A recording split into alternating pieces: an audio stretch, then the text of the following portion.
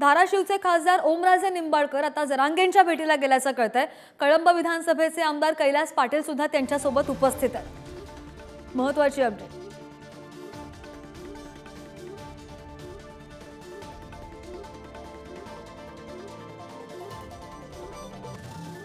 ठिकाणी एकत्रित आहेत।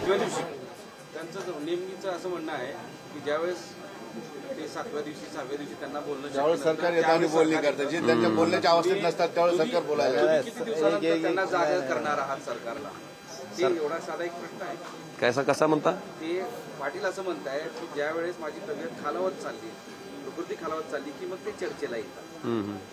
तुम्ही पण आता 5व्या दिवशी मला वाटतं सरकार कायमस्वरूपी नाही आपल्या माहितीसाठी आपण ऐका जरा। ज्यावेळेस पहिल्यांदा अंतरवली सराटीला लाठीचार्ज झाला होता त्याही वेळेस मी आणि कैलास पाटील आम्ही दोघंही आलो होतो।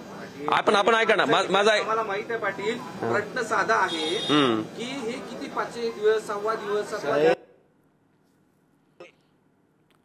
तर बातमी आपण पाहतो जालन्यामधल्या अंतरवाली सराटीमधली उपोषणाचा जरांगेंच्या आजचा 5वा दिवस आहे आणि त्या धाराशिवचे खासदार ओमराजे निंबाळकर जरांगेंच्या भेटीला गेल्याचं कळतंय आणि कळंब विधानसभेचे आमदार कैलास पाटील सुद्धा त्यांच्यासोबत उपस्थित आहेत।